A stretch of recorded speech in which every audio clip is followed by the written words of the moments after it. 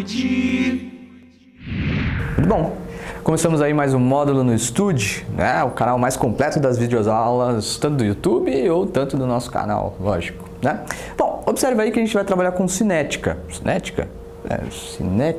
Cinética a gente já viu lá na física. Você vai repetir? Não, nesse caso não. A gente vai trabalhar com cinética química, né? É muito simples, na verdade, o conceito. A gente vai trabalhar com as velocidades das reações químicas.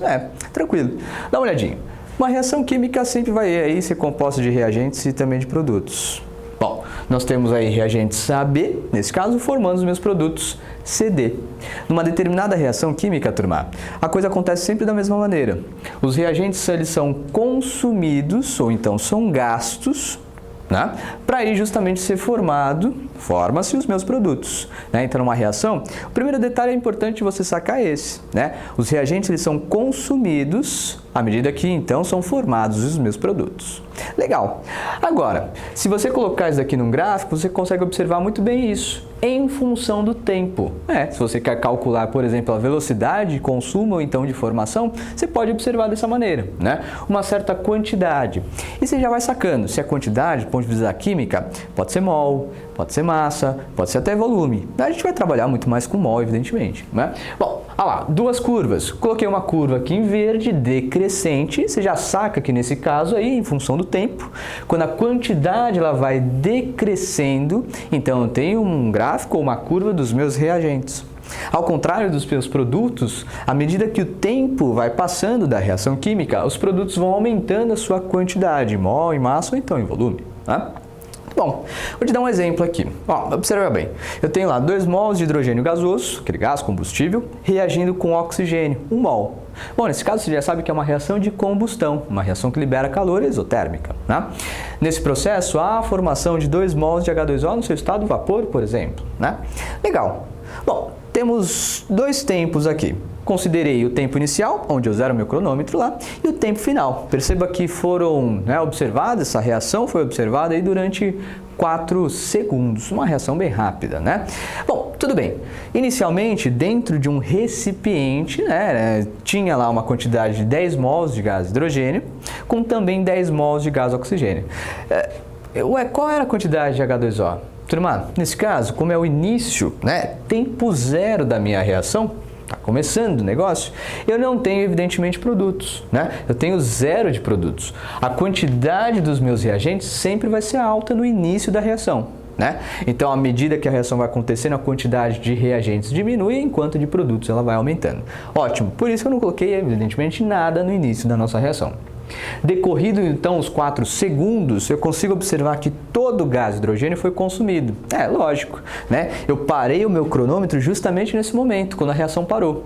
Parou, e parou por quê? Nesse caso, porque acabou um dos reagentes. A reação sempre acaba ou termina nessas situações, quando um dos reagentes químicos é totalmente consumido, Depois a gente vai ver alguns outros detalhes aí, em algumas situações um pouco mais diferentes, Mas eu consigo perceber que teve uma sobra de 5 mols de gás oxigênio, até porque ele estava em excesso no início da reação, com a formação, nesse caso, de 10 mols de água no recipiente, Essa foi a minha reação.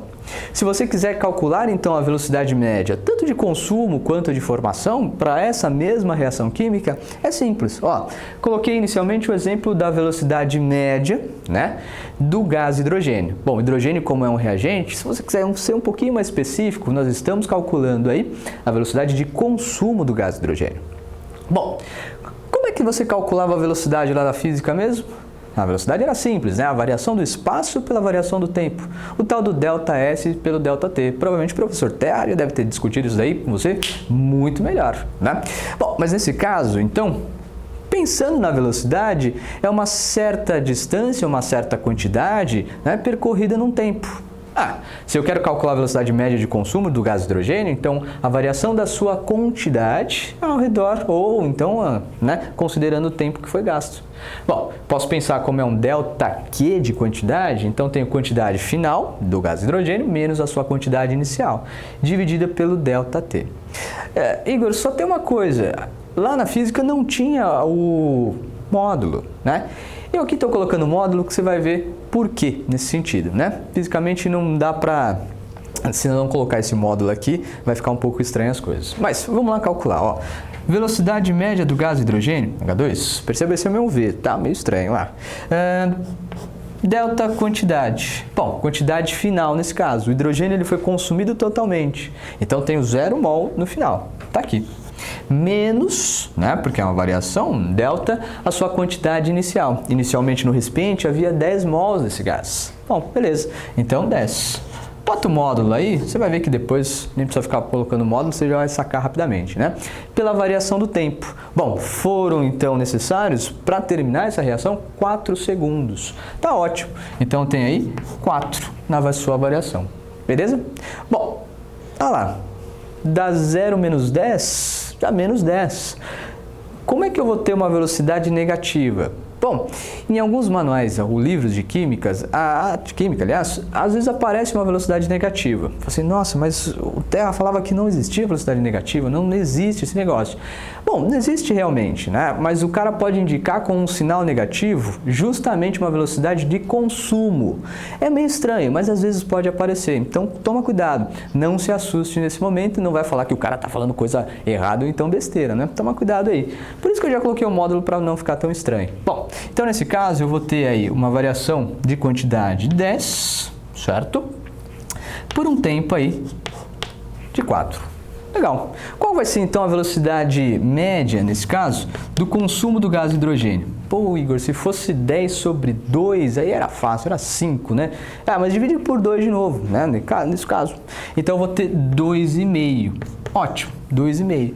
Qual é a unidade dessa velocidade? Bom, aqui era a quantidade aqui estava sendo dada em mols, né? Então eu tenho 2,5 mol, nesse caso aí, pelo tempo, que é dado em segundos. Então, mols por segundo.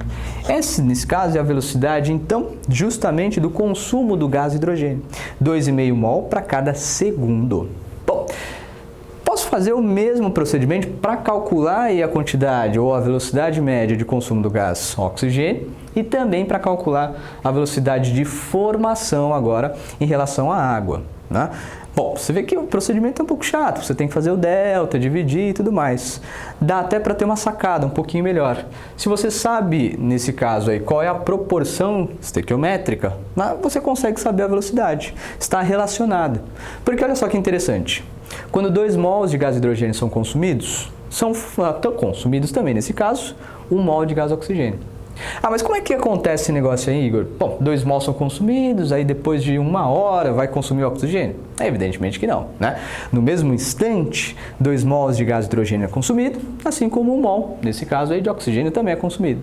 Então a velocidade aqui está intimamente relacionada com a proporção estequiométrica. Perceba que do oxigênio eu tenho a metade em relação ao hidrogênio. Eu posso, sem fazer muitas contas, já considerar. Vou colocar aqui nesse canto, ó, velocidade de consumo do gás oxigênio. Eu consigo perceber que pela proporção estequiométrica é a metade. Bom, então eu tenho lá a velocidade do hidrogênio, na H2, dividido por 2.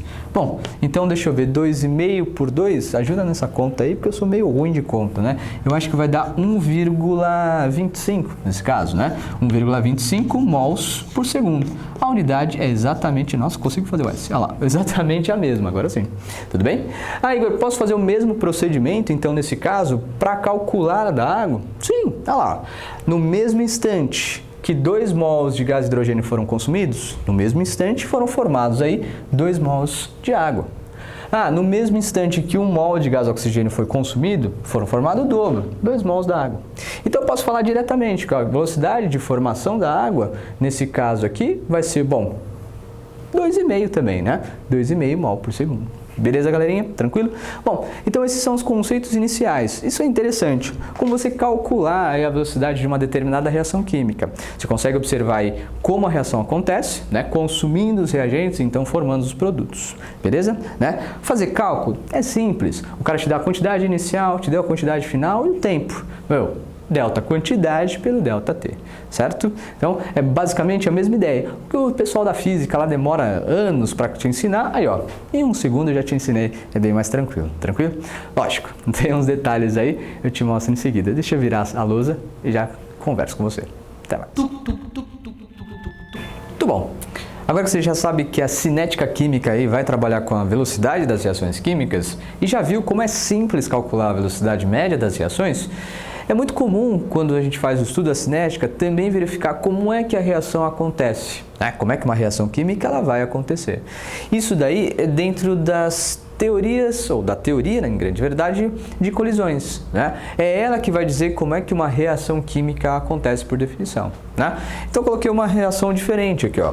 H2 gás mais Cl2 gás reagindo, né? Então esses dois caras vão ser consumidos para a formação de 2 mols de HCl também gasoso, né? Pela teoria das colisões, para que essa reação de formação do HCl ocorra, eu preciso ter 3 fatores interessantes. Primeiro, eu tenho que ter uma colisão efetiva. Então, imaginando que os meus reagentes sejam esferas, né, como o Dalton havia comentado, bom, você tem que ter uma colisão muito bem, né, muito efetiva para que a reação ocorra. Além disso, né, além dessa colisão efetiva, a gente vai ter que ter uma orientação favorável. Não adianta a colisão ser lateral ou passar muito raspando, assim, não.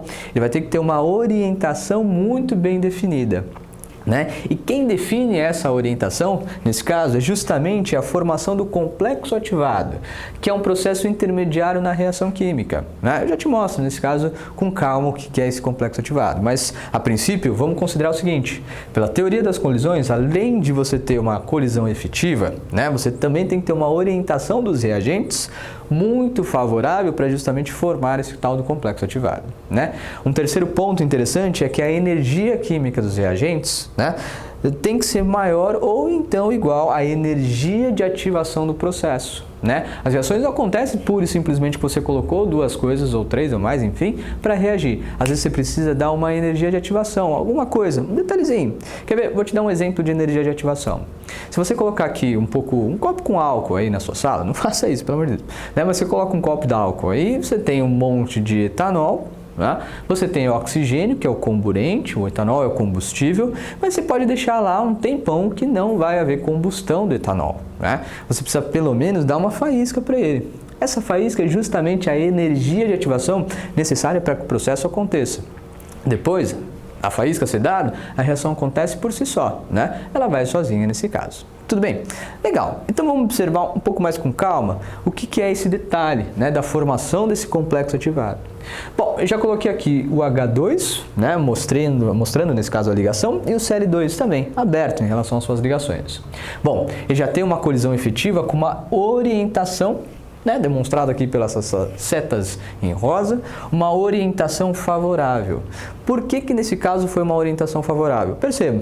Olha lá o complexo ativado sendo formado. Ó, isso daqui é o que a gente chama de complexo ativado.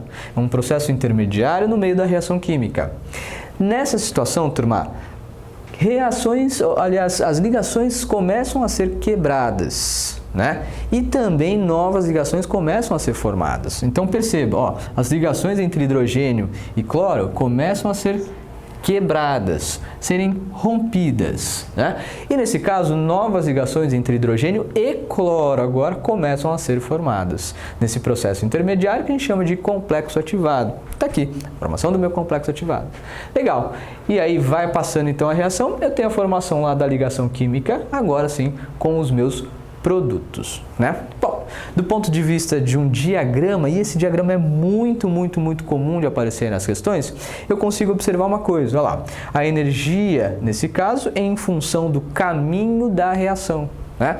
Aqui estão os meus reagentes com uma energia maior em relação aos meus produtos. Igor, como é que você sabe que a reação tem esse parâmetro, né, de ter maior energia de reagente em relação aos produtos? Bom, nesse caso eu sei que é uma reação exotérmica, né? Então eu posso ter diferentes gráficos. Se o reagente está acima em relação aos meus produtos, a reação, né, nesse caso, ou o produto mais abaixo, uma reação exotérmica. Se fosse o contrário, uma reação endotérmica. Bom, nesse topo da curva, perceba, o meu reagente ele vai subindo em certa quantidade de energia e chega no topo. Esse topo é justamente o complexo ativado sendo justamente formado, né? A energia, e toma cuidado, hein, turma, a energia ou a diferença de energia que você tem aí, ó, do meu reagente até o topo lá da minha curva, é o que a gente chama de energia de ativação. É essa quantidade de energia que você tem que pagar, digamos assim, para a reação acontecer. Bom, Paguei essa certa quantidade de energia, formei o meu complexo ativado, daqui para cá, ó, a reação vai sozinha, espontaneamente, né? Então, perceba, eu preciso fornecer uma certa quantidade de energia, que para o estudo da cinética química a gente vai chamar de energia de ativação, para formar o meu complexo ativado. Formei o meu complexo ativado, daqui, ó, a reação ela vai embora espontaneamente, vai sozinha, né? Para formar os meus produtos, aqui nesse caso, o HCl, beleza? Bom, então fechamos aqui a primeira parte do estudo da cinética química, que são as definições básicas, né? Depois eu te mostro mais com calma algumas outras coisas. Até uma próxima. Tchau!